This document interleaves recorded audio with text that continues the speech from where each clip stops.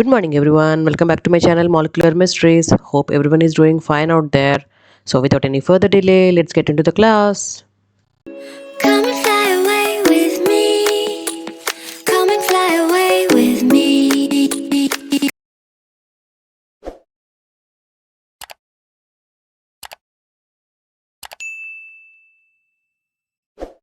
Good morning, students. Welcome back to my class. So, in the last class, I've started the new topic in our class, like in our channel. It's animal physiology, right? So now, in the last class, we have discussed about the type of enzyme. Sorry, type of vitamins and vitamin B complexes, and what are the deficiencies, and what are the main sources of it. Like, where does those vitamins we get from, right?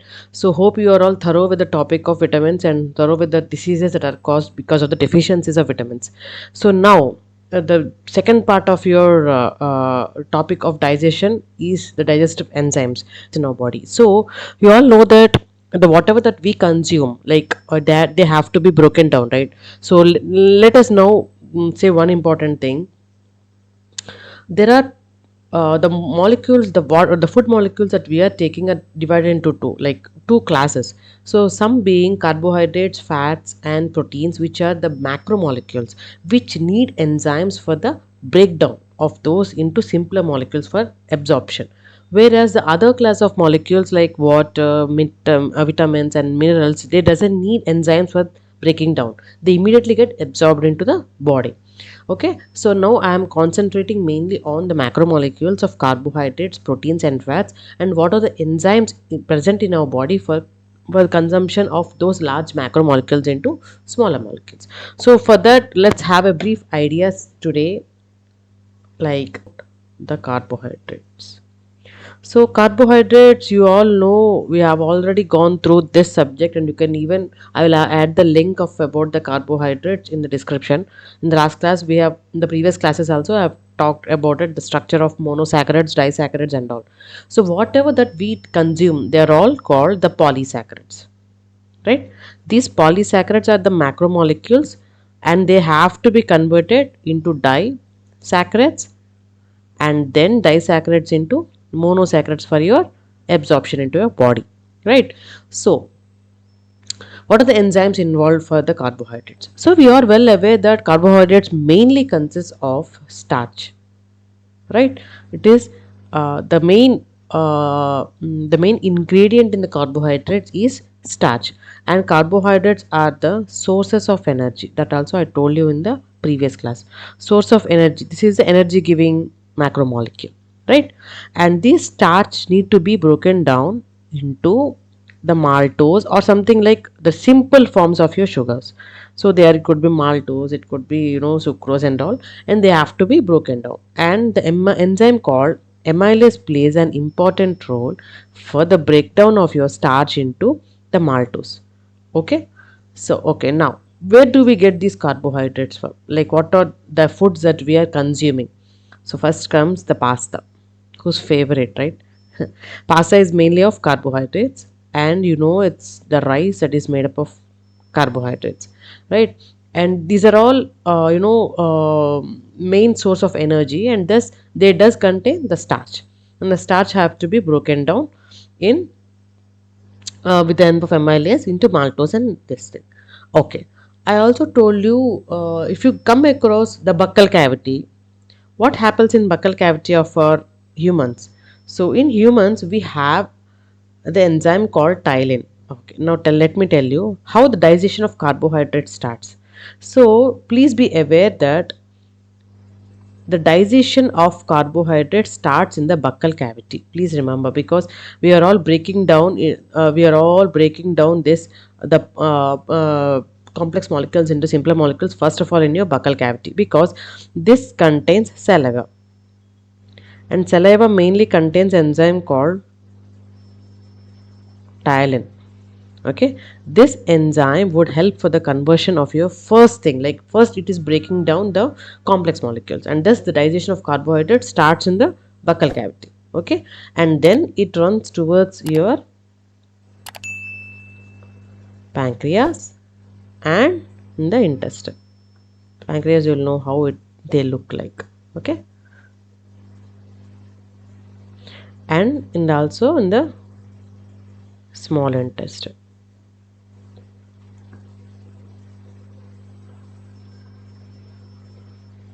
Okay. Carbohydrates don't get digested in the stomach, please remember. They only get digested in pancreas, small intestine, and a small amount in the buccal cavity. Okay, this is all about the carbohydrates. So, carbohydrates we get it like they are the considered to be the source of energy, right? And now let's go for the second class, which is proteins. So, what are the important sources of protein? It could be like pulses, it could be chicken, it could be paneer or something like that, which is the main sources of proteins. All I can say, they are all animal fats, right? They all come under proteins, and for the proteins to get digested, they have to enter into the stomach because it got many acids in it. I will, in the next coming slides, I will tell you what are the different type of enzymes present in the stomach for making the food digested. Okay, stomach, and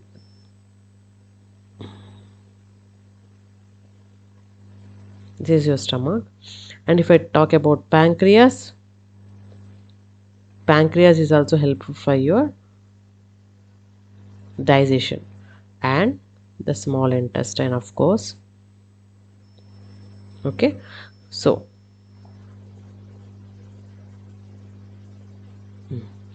and so what happens in proteins? These proteins are to be first of all broken down by enzyme called proteases.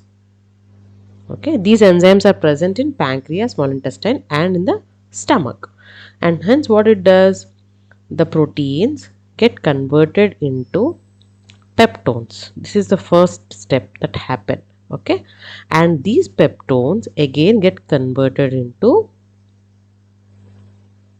dipeptides, and these dipeptides into normal peptides, and peptides to amino acids. We all know that proteins are nothing but chain of amino acids, right? So this is how the complex molecules like proteins are converted into simple molecules like amino acids for easy absorption. The same with the carbohydrates, which are called the polysaccharides, are converted into the monosaccharides, which are the easiest way for the absorption to our body.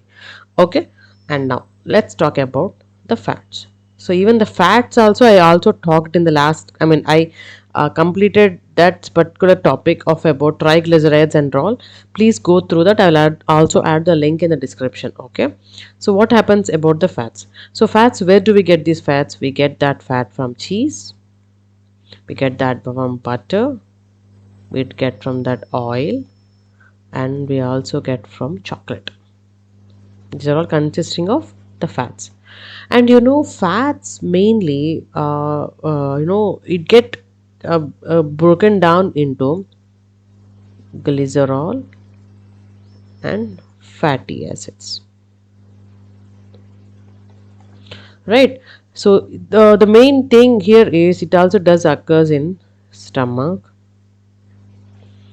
pancreas, and in the small intestine, right? So fats mainly, they are the source, that mainly comes from cheese, butter, oil, okay, what is it? And also the main digestion of fats happen in stomach, pancreas, and in the small intestine. What is the enzyme that breaks down all this? As are the lipases. We already gone through this particular lipase, importance of lipase in what are triglycerides class, right? So this lipase would help you for the breakdown of glycerol into fats into glycerol and fatty acids, and this making this free acid, fatty acids into free form. Thus, this free form of fatty acids would enter into the target cells for your ATP beta oxidation pathway for the ATP production. So that is how the fatty acid metabolism would happen. So for that beta oxidation pathway, I am also attaching that in the link Please go through it. Okay, so lipases are the enzymes that are involved for the breakdown of your fats into glycerol and fatty acids. And thus this is how I can conclude these macromolecules getting converted into simpler molecules by carbohydrate converting itself into simple monosaccharides, proteins getting converted into amino acids, and fats getting converted into glycerol and fatty acids. Okay, so this is how it happens. This is the easiest form of explaining, but this is not sufficient for you for the exams and all. So I want to talk about the further enzymes now in the coming slides. So this is the digestive enzymes in the body that I want to discuss in this class. So let's go in detail what happens in digestive enzymes. So I told you,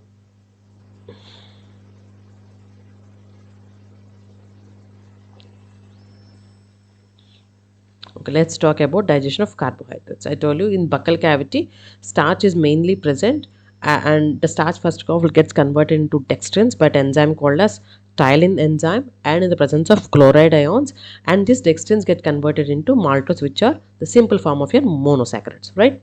So this happens in the buccal cavity. When it comes to the intestine, these carbohydrates can convert it into maltose, sucrose, and lactose. And you know that, right? Maltose, sucrose, and lactose, these are all the disaccharides. These disaccharides are converted into the monosaccharides like glucose, fructose, and galactose. So this is sucrose is a cane sugar, lactose is a milk sugar. So just for your for your understanding I am telling you, and the topic related for this I will be adding in the link. Please go through it. Okay, for the structures of your sucrose, lactose, just I will add the link in the description. Okay, let's come to the digestion of proteins. So when you come to the proteins are mainly converted into the simple sugars by proteases enzyme. And apart from that, please remember in stomach what happens.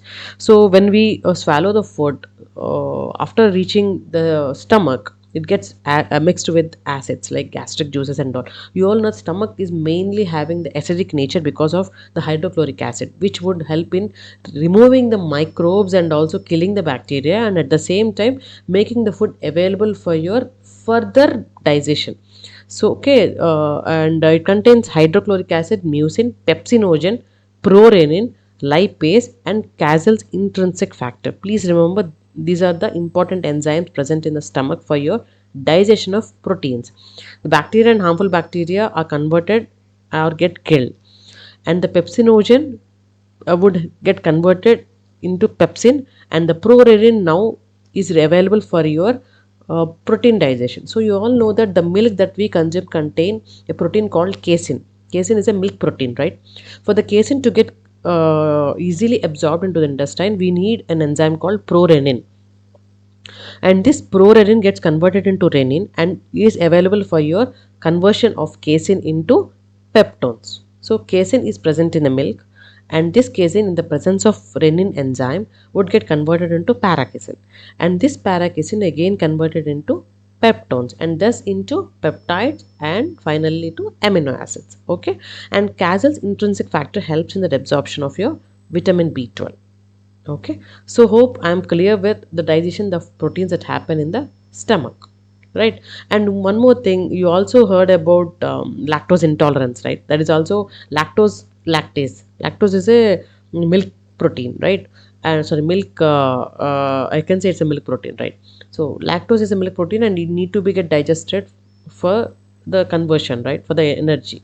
And that enzyme present lactase is an enzyme that is responsible, that is required for the conversion of your lactase into simpler sugars for your absorption, and it is where the term called lactose intolerance comes. I also covered this topic in the carbohydrates. Please go through it. Okay, now what happens in digestion of proteins in the intestine? Till now we have covered that what happened the proteins in the stomach part. Now that particular food has entered into the intestine, and intestine does contain an enzyme called enterokinase. So this intestine juice contains the enterokinase. Trypsinogen is present and this gets converted into trypsin, and thus this trypsin and chymotrypsin play an important role for the conversion of your proteins. So trypsin and chymotrypsin attack on the proteins and just converting into peptones. Okay, and these peptones get converted into peptides by chymotrypsin.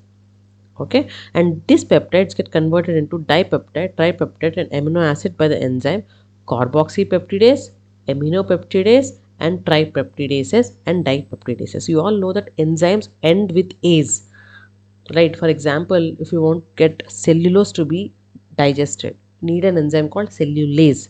So that is how the enzymes are created.